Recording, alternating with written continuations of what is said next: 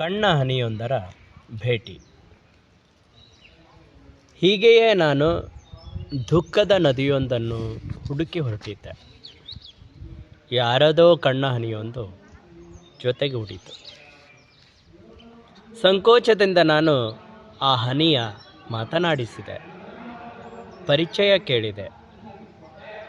ಜಗದ ಆದಿಮ ಜೀವದ ಕೊನೆಯ ಕಣ್ಣ ಹನಿ ನಾನು. ಆಗಾಗ ಯಾರದೋ ಹೃದಯದಲ್ಲಿ ಅವತರಿಸಿದೆ. ಈಗ ನಿನ್ನ ಕಣ್ಣನ್ನು ಸೇರಿದೆ. ನಿಜವಾಗಿಯೂ ನೀನು ಯಾರು? ವಿಶ್ವಸುಂದರಿ ಪಟ್ಟಧರಿಸಿ ಸುರಿಸಿದ ಆನಂದ ಬಾಷ್ಪಕ್ಕೆ ಅರ್ಥಗಳು ಹಲವು, ತಪ್ಪು ತಿಳಿದವರೇ ಜಾಸ್ತಿ. ಹೊಳೆ ಬಂದೋ ಹೊಳೆ ಬತ್ತಿಯೋ, ಕಣ್ಣ ಹನಿ ಬತ್ತಿದಾಗ ಮರವೇರಿದ ಹಗ್ಗ ಸೀಳಿದ ಕತ್ತಿನ ಕಥೆ ಇಲ್ಲಿ ಬಹುಮಾನಕ್ಕೆ ಯೋಗ್ಯ, ಕಾಳಜಿಗಲ್ಲ.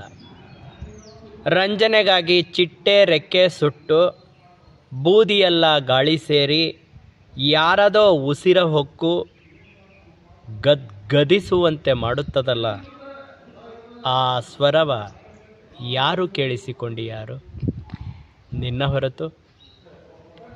ನೀನು ಹುಟ್ಟಿರೋದೇ ಅದಕ್ಕೆ.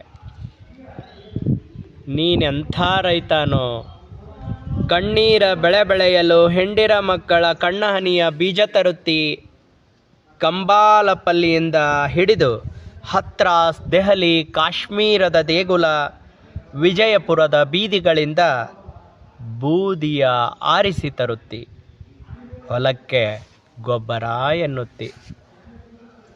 ಕರುಣೆಯ ಬೇಲಿ ಹಾಕಿ ಅಲ್ಲಲ್ಲಿ ಕತ್ತರಿಸಿದ ಬೆರಳು, ತುಂಡರಿಸಿದ ರುಂಡಗಳು, ಮುರಿದ ಕೈಕಾಲು, ಹರಿದ ಯೋನಿಗಳು ತಂದು ದೃಷ್ಟಿಗೊಂಬೆಯಾಗಿ ನಿಲ್ಲಿಸುತ್ತಿ.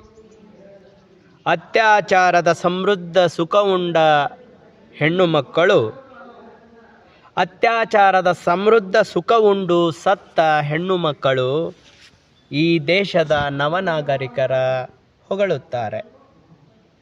ಆ ಹೊಗಳಿಕೆಯ ಮಾತುಗಳ ಮಳೆ ನಿನ್ನ ಹೊಲಕ್ಕೆ ಬಿದ್ದು ಸಮೃದ್ಧ ಕಣ್ಣೀರ ಬೆಳೆ ಬೆಳೆದು ಡಿಜಿಟಲ್ ಮಾರುಕಟ್ಟೆಯ ಮುಂದೆ ಮಾರಾಟಕ್ಕಿಟ್ಟರೆ ಈಗ ಡಿಮಾನಿಟೈಸ್ ಆದ ಸುದ್ದಿ ಬಂದಿದೆ. Thank you.